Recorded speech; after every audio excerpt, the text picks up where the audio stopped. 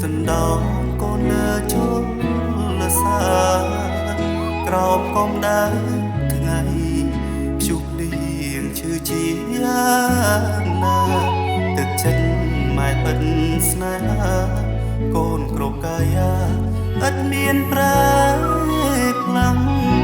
តែម្ខាងអស់គូតែម្ខាងម៉ែឈងយឹតយងជីវភាពការងារតូចទីក៏ម៉ែស៊ូមិនហ៊ានខ្មាំងតាំងកូននៅតូចឥឡូវវ័យម៉ែក៏ចាំកូនធំម៉ែក៏ប្រែខ្លាំងអាណិតម៉ែតាំងលះបង់គ្រប់យ៉ាងម៉ែជាព្រះជាព្រំប្រជីវិតកូនគុំជីវិតសូកុំម៉ែអត់សោកស្ដាយដាក់ទុន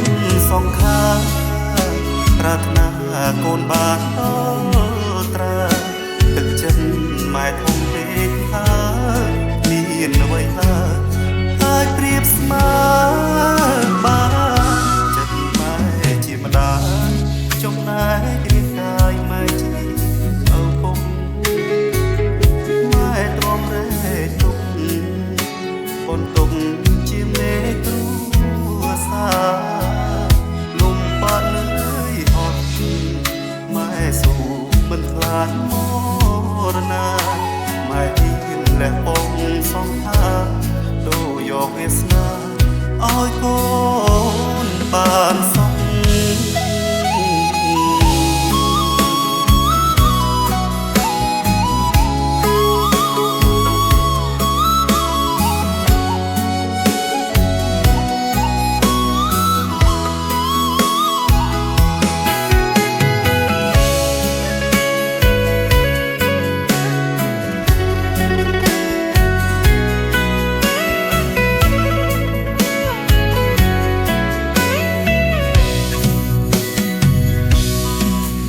ជាព្រះ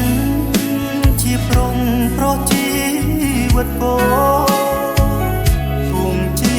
វិតសូកុំម៉ែអត់សោកស្ដាយដាក់ទុនសងខាប្រាថ្នាកូនបានត្រាទឹកចិត្តម៉ែធំពេកហើយមានអ្វីឡើយហើយប្រៀបស្មើបានចិត្តម៉ែជាម្ដាយចំណែករាងកាយម៉ែជាឪពុកម៉ែទ្រាំរែកទុកបន្ទុកជាមេគ្រួសារលំបាក់លឿយអត់ម៉ែស៊ូមិនខ្លាចមរណាម៉ែហ៊ានលះបង់សងខាដូរយកវាសនាឲ្យកូនបាន